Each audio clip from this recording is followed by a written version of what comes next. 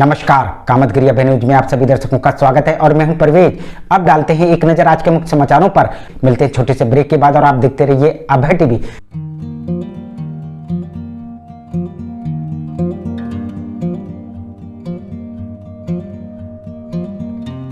समाचार बुलेटिन में आपका पुनः स्वागत है। अब समाचार विस्तार से। चित्रकूट में मुख्यमंत्री द्वारा वृक्षारोपण की गई शुरुआत। चित्रकूट के मानिकपुर ब्लॉक के मड़ैयन गांव में सहलन के जंगलों में मुख्यमंत्री द्वारा वृक्षारोपण का कार्यक्रम हुआ संपन्न, जहां मुख्यमंत्री ने वृक्षारोपण की शुरुआत। वहीं जनता को संबोधित करते हुए जानकारी दी कि लोगों को वृक्षारोपण करना चाहिए, क्योंकि वृक्षों के कटान के कारण जहां जलवायु प्रभावित हो रही है, वहीं विश्व में ग्लोबल वार्मिंग की स्थिति पैदा हो गई है।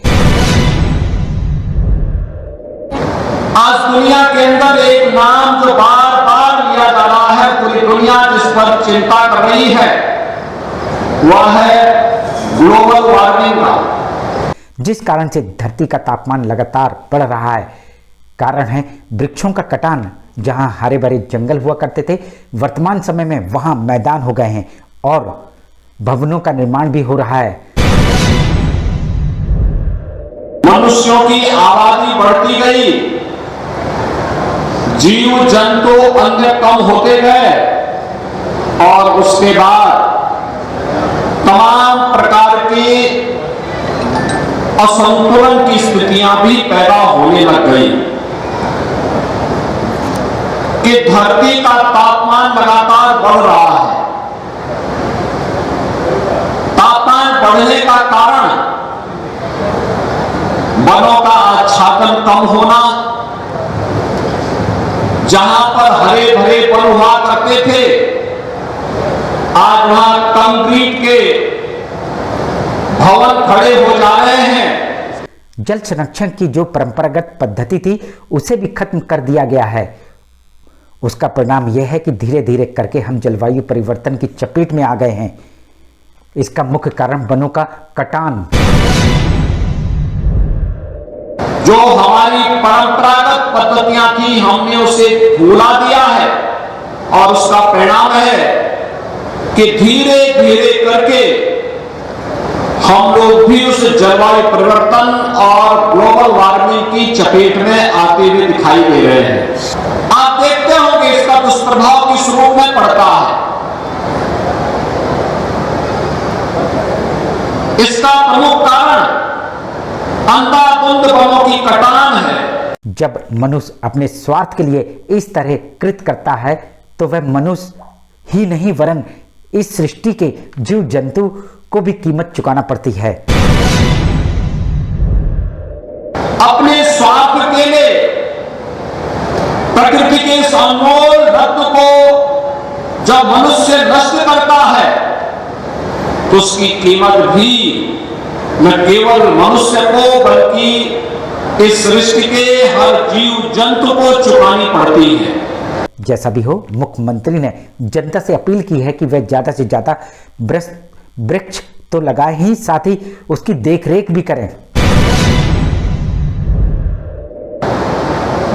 ये जीवन चक्र है और ये एक दूसरे पर निर्भर करता है। इसके बगैर जीवन की कल्पना ही नहीं की जा सकती।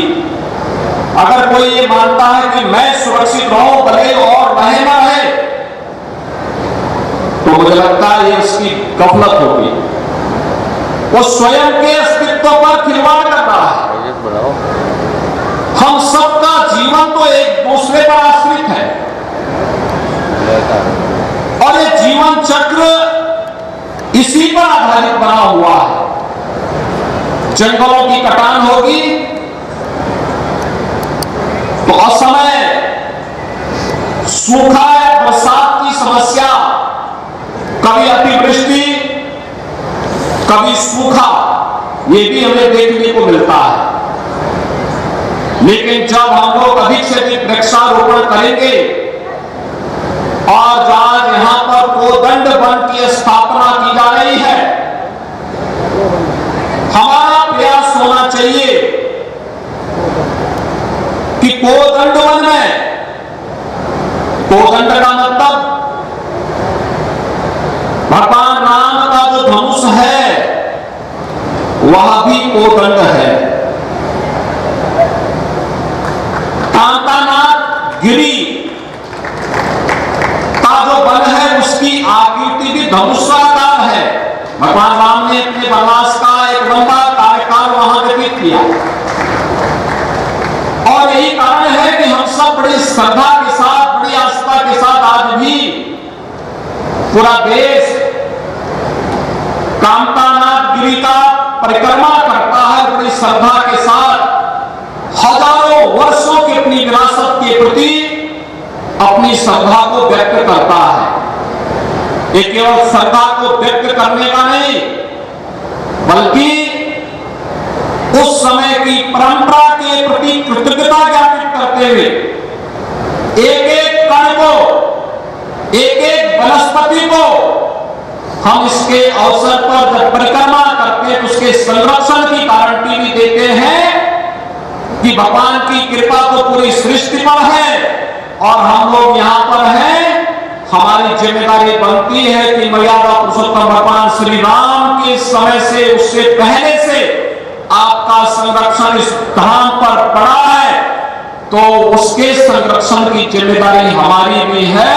और यही आश्वासन देने के इसी संकल्प के साथ हजारों श्रद्धालु कामदगिरी परिक्रमा के साथ अपने आप को जोड़ता है और उसके माध्यम से भगवान श्री राम और चित्रकूट में निवास करने वाले कोटि कोटि देवी देवताओं के प्रति अपनी श्रद्धा और आस्था का भाव भी व्यक्त करता है। जो वन यहां पर बनाया जा रहा है, इसमें रामायण कालीन सभी प्रकार के वृक्षों को लगाने की व्यवस्था के साथ इसे जोड़ने की आवश्यकता है। लोगों की स्मृति इसके साथ जुड़े। अगर आपने वनों को आच्छादन तेज किया, उसे बनाया, उसको संवारने का काम किया। आखिर में डालते हैं एक नजर आज के मुख्य समाचारों पर। चित्रकूट में मुख्यमंत्री द्वारा वृक्षारोपण करके वृक्षारोपण की गई शुरुआत। अब हमें इजाजत दीजिए, अगले समय हम फिर हाजिर होंगे पुनः कुछ खास खबरों के साथ। नमस्कार और आप देखते रहिए अभय टीवी।